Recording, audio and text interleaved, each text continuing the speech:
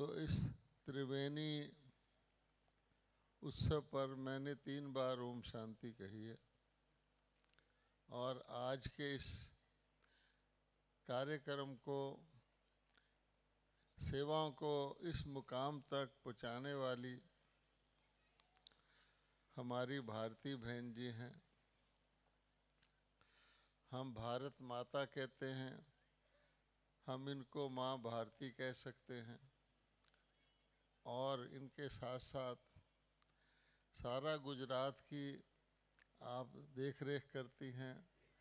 तो अहमदाबाद से भी हमारे जो वहाँ मुख्यालय था वहाँ से नेहा बहन आई हुई हैं, अमर बहन आई हुई हैं और यहाँ रेखा बहन हैं। तो सब आपने स्किट के द्वारा कैसे कैसे प्रगति हुई ये सब सुना।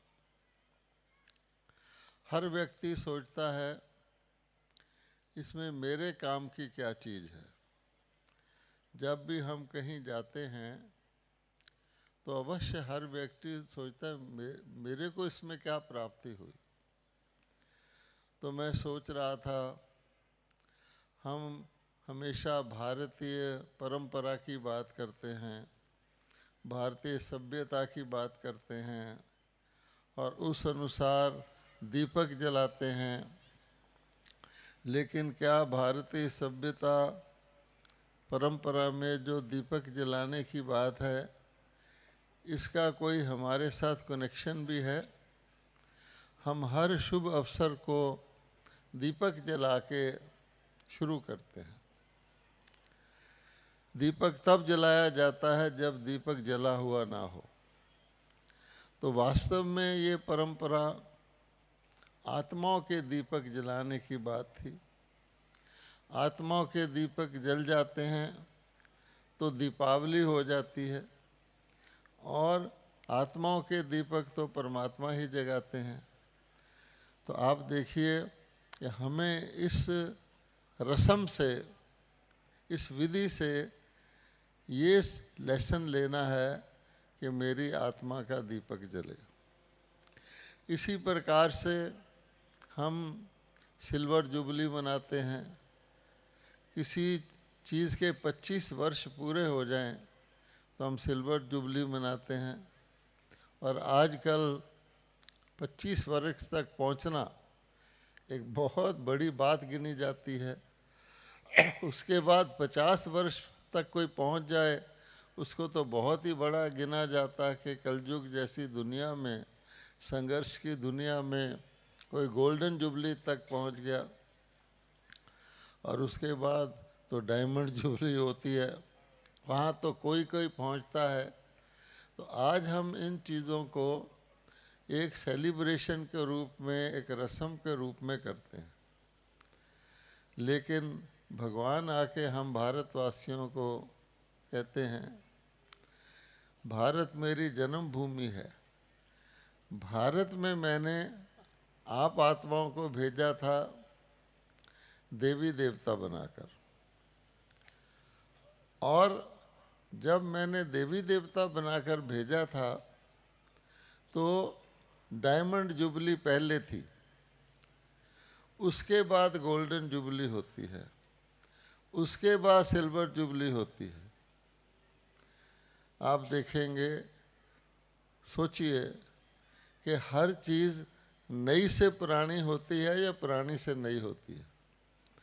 तो अवश्य ही भगवान ने जो दुनिया रची, रचते समय वो डायमंड की दुनिया थी, लेकिन जब रची गई तो उसको हम कहते हैं सतयुग, स्वर्ण युग।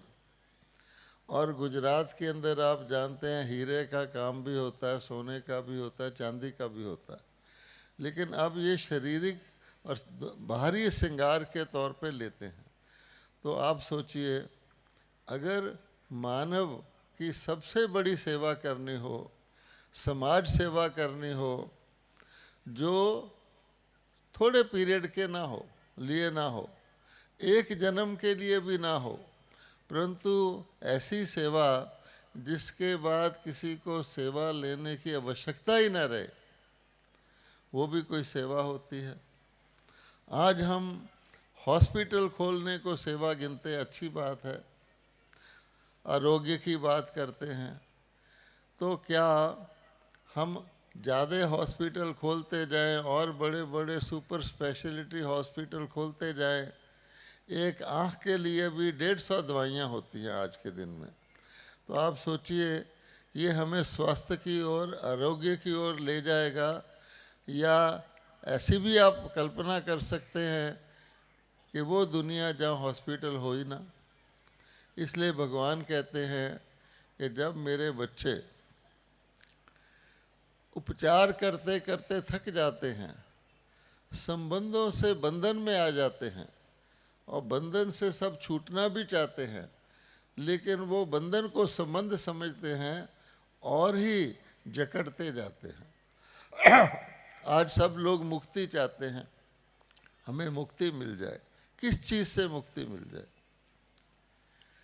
कोई चाहता है कि मेरा शरीर छूट जाए? नहीं।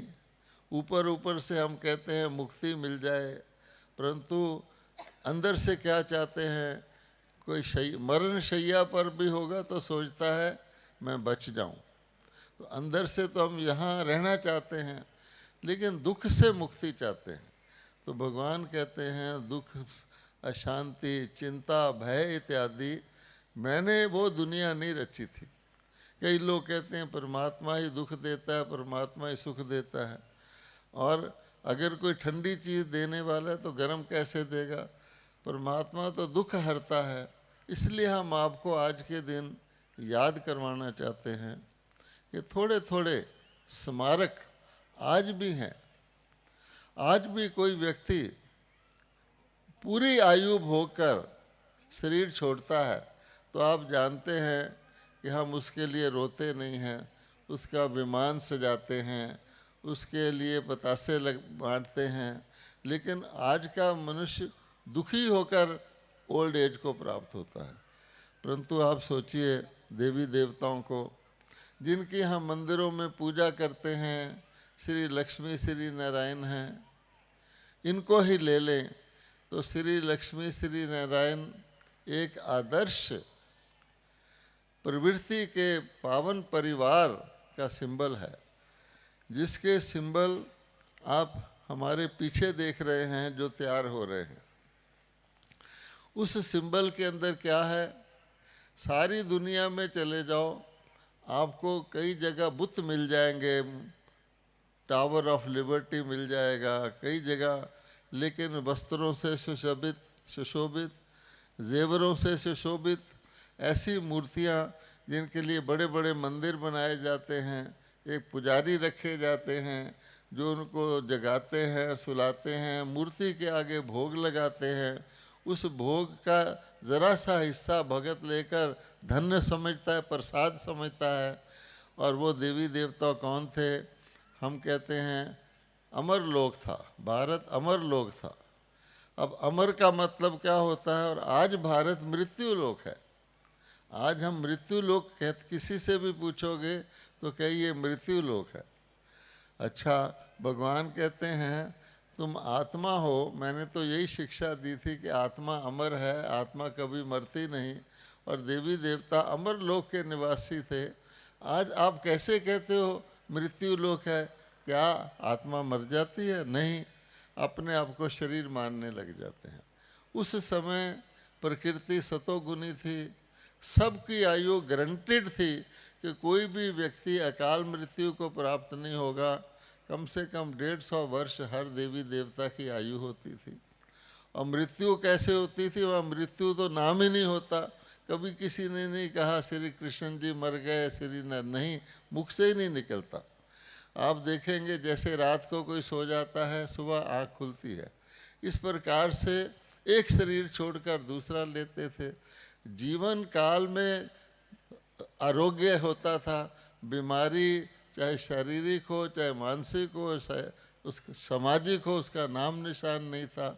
स्वच्छता इतनी थी कि मंदिर में भी लोग उनकी मूर्ति के जूता उतार कर पाँव धोकर जाते हैं। अब आप सोचिए, जब चैतन्य में थे तो कहाँ कौन थे, और वो देवी देवता कौन थे? वो हम ही लोग थे। क्योंकि हमारे ही वो पूर्वज हैं। हम सब भारतवासी देवी देवताओं पर अपने नाम रखते हैं, लेकिन उस समय हम संबंध में थे। प्रकृति से भी हमारा शुद्ध संबंध था, आपस में भी शुद्ध संबंध था, मन के अंदर भी एक दूसरे के लिए सदा शुभ ही शुभ रहता था। धीरे धीरे धीरे आज क्या हो गया, आज हम बंधन में आ गए। वो बंधन दिखता नहीं है, लेकिन वो बंधन ऐसा है कि हम दुखी होकर शरीर छोड़ना भी चाहे तो नहीं छोड़ सकते, क्योंकि हमको दुख भोगना है अपने पाप का फल। तो ऐसी दुनिया को दोबारा बनाने के लिए भगवान ने प्रजापिता ब्रह्मा कुमारी ईश्वरी विश्वविद्यालय, सब जानते हैं ये कोई ऑर्डिनरी धार्मिक संस्था नहीं है, ये जीवन को परिवर्तन करने वाली संस्था है। और भारत के लोग तो आप जानते हैं, एक तरफ कहेंगे ओल्ड एज में जाकर, वानप्रस्थी अवस्था में जाकर भगवान को याद करना चाहिए, यंग पर्सन को नहीं, अभी तो उसके खाने पीने के दिन हैं। दूसरी ओर हम कहेंगे छोटे बच्चे को भी गुरु करा दो, कि बिना गुरु के शरीर छोड़ दिया तो निर्गुरा मर जाएगा। तो हम लोगों को क्लियर नहीं है, और परमात्मा के लिए भी हमको क्लियर नहीं है।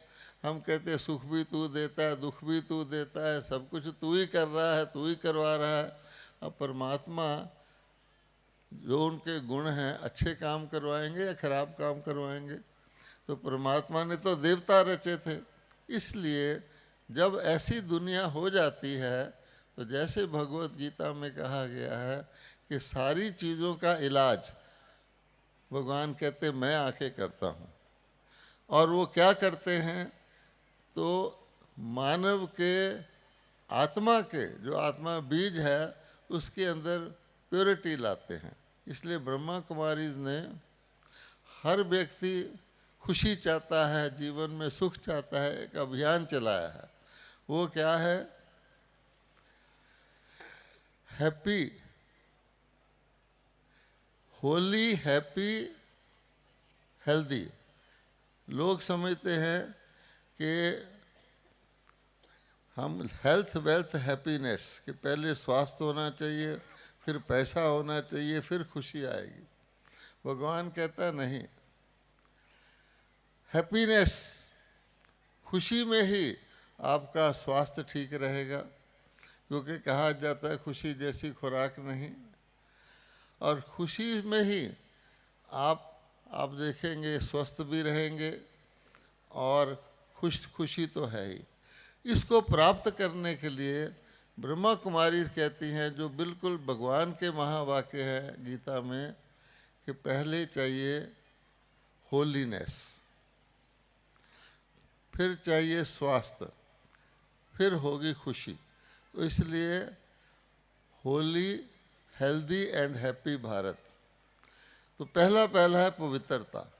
तो सब लोग मंदिर में जाके यही कहते हैं, भगवान हमें पवित्रता दो, हमारे विषय विकार मिटाओ, हमारे पाप हरो, मैं मूर्ख हूँ, मैं खल हूँ, मैं कामी हूँ।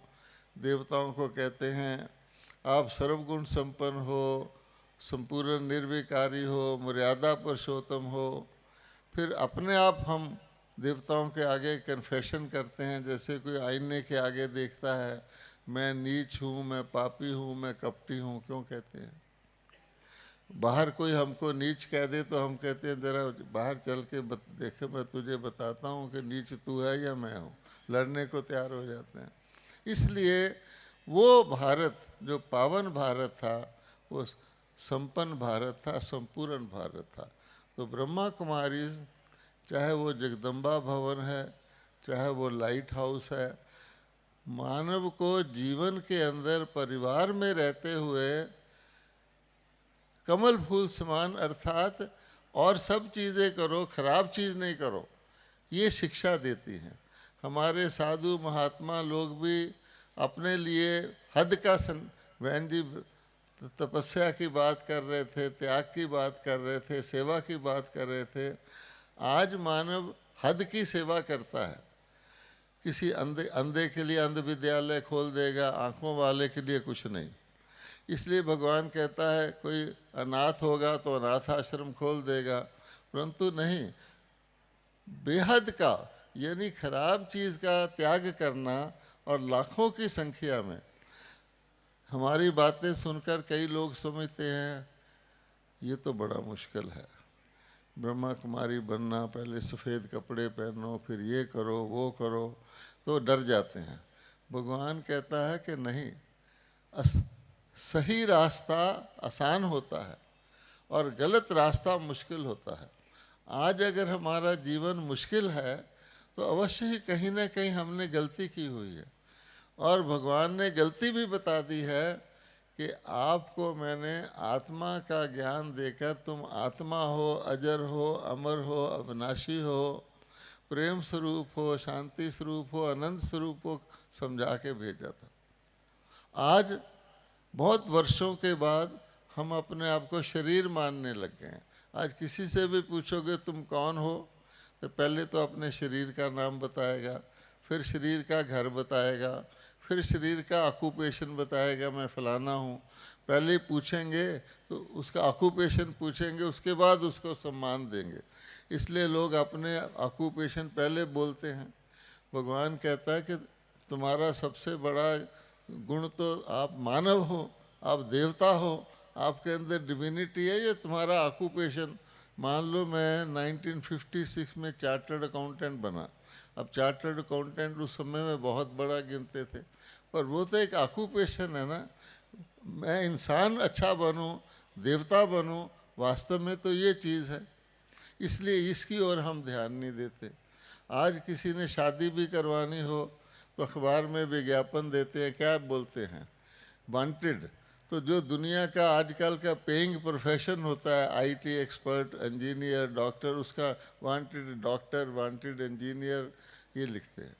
एक भी विज्ञापन में ये नहीं लिखते वांटेड गुड ह्यूमन बीइंग। आप सोचो, रिश्ता हो रहा है सारी लाइफ का और मांग रहे हैं डॉक्टर इंजीनियर। तो भगवान कहता है कि इंसानियत कहाँ गई हमारी। इसलिए ब्रह्मा कुमारी परिवार में रहते हुए सफल हुई हैं लाखों की संख्या में परिवारों को पावन बनाने के लिए। और पावनता ब्रह्मा कुमारी की खुशी का राज है।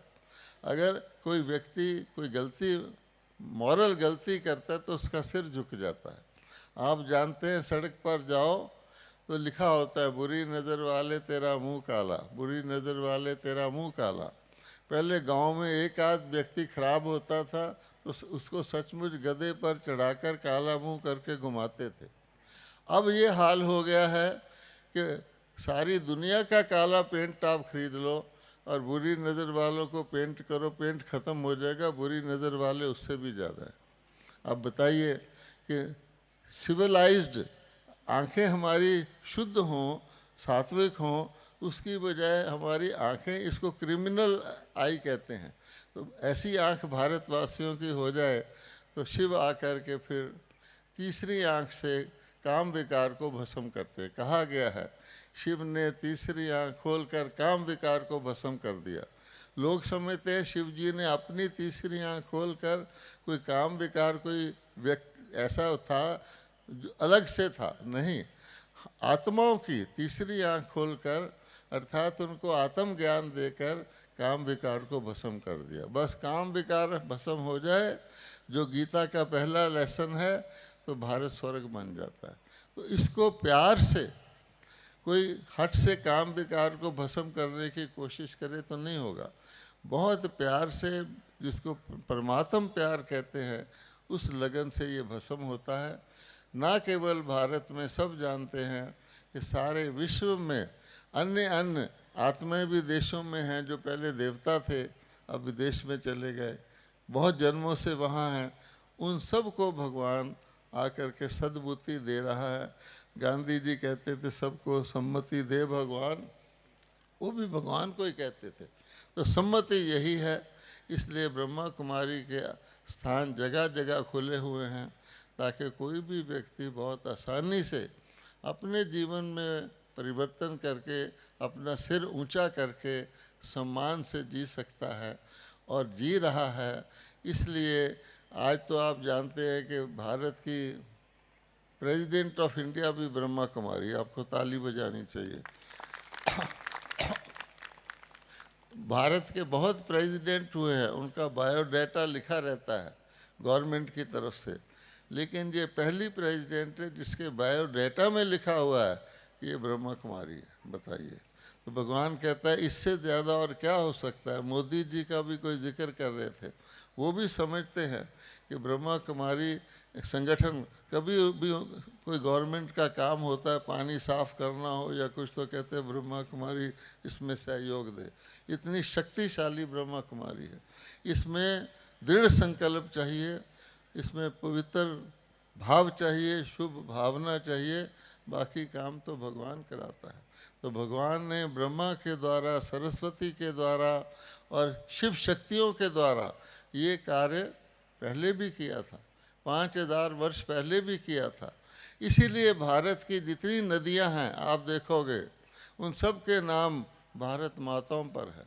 हम गंगा को पतित पावनी मानते हैं। गंगा, यमुना, सरस्वती, महानदी, गोदावरी, कृष्णा, कावेरी, नर्मदा, ताप्ती, सब ये नदियां के नाम इसलिए रखे गए हैं कि किसी समय पर शिव परमात्मा ने, कहा जाता है शिव से गंगा निकली थी, इन चैतन्य गंगाओं के द्वारा भारत को पावन बनाया था, उसका ये यादगार है। तो ये पक्की निशानी समझ लीजिए, भारत के देवी देवताओं के मंदिर, भारत की नदियों के नाम, भारत की रस्म रिवाज, ये जो दीपक आदि जलाते हैं, ये सब हमें याद करवाते हैं कि क्या कराते हैं कि अब समय आ गया है, उठ जाग मुसाफिर भोर भई, अब सत्युग की भोर आ रही है। अब रैन कहाँ जो सोबत है, जो जागत है सो पावत है। बाद में कहेंगे ओहो भगवान तेरी लीला बड़ी वंडरफुल है, अब देवता स्थापन करके चले गए दुनिया की, हम सोए रहे। इसलिए सब भाई बहनों को निमंत्रण है कि पीछे हमारे आप परिवार देख रहे हैं, तो एक यादगार है। और आगे भी सभा में बैठे हुए भी सारे के सारे परिवार, ब्रह्मा कुमारी का मूल मंत्र है पवित्रता ही सुख शांति की जननी है। और पवित्रता भगवान परमात्मा को याद करके मिल सकती है। यही कार्य न कि सिर्फ संदेश देते हैं कि यहाँ ये दिल्ली की सड़क है, बल्कि सड़क पर चलाते हैं और आपको पहुँचाते हैं। ओम शांति।